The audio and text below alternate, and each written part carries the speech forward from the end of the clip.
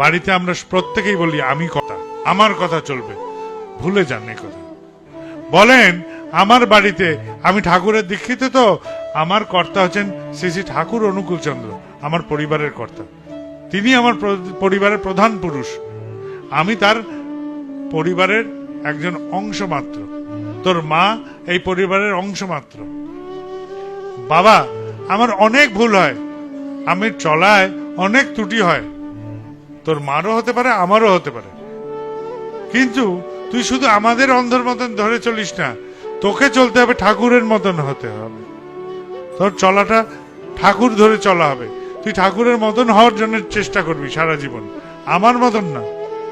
আমি তো তোকে একটা নির্দিষ্ট অবধি নিয়ে যাব, তারপরে কিন্তু তুই ঠাকুরের মতন হওয়ার জন্য আপ্রাণ হবে। তুই আমাকে ছেড়ে ছাপিয়ে বেরিয়ে যাবি, এটাতেই আমার আনন্দ।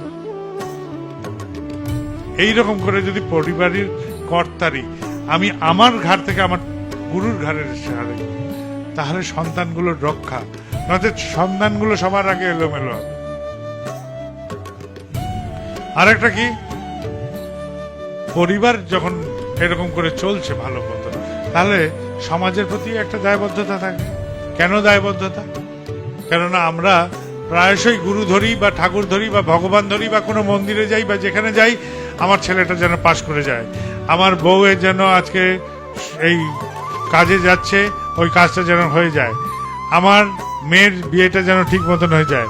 আর ফর্দ নিয়ে ভগবানকে দাঁড় করিয়ে দিই, ভগবান ফর্দ ভরো, আমি আজকে অর্ডার দিচ্ছি তোমাকে এটা করে দিতে হবে, আমার ছেলেটা পাশ করে যায়। লেখো, ভগবান লিখে নিলেন আমার কি কি লাগবে, কেন আমি মালিক, তিনি আমার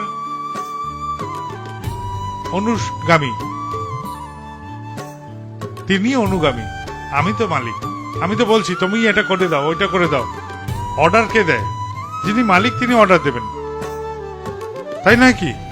যিনি মালিক তিনি অর্ডার দেন, আর যিনি পরিষেবক তিনি ওই অর্ডার নিয়ে নিয়ে পালন করবেন। তাহলে ঈশ্বরই বলি, ভগবান বলি আর ঠাকুরই বলি, তিনি হচ্ছেন আমার পরিষেবক,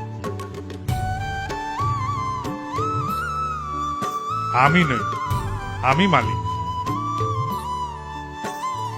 এই যে ভাব, এর থেকে দূর হওয়া দরকার।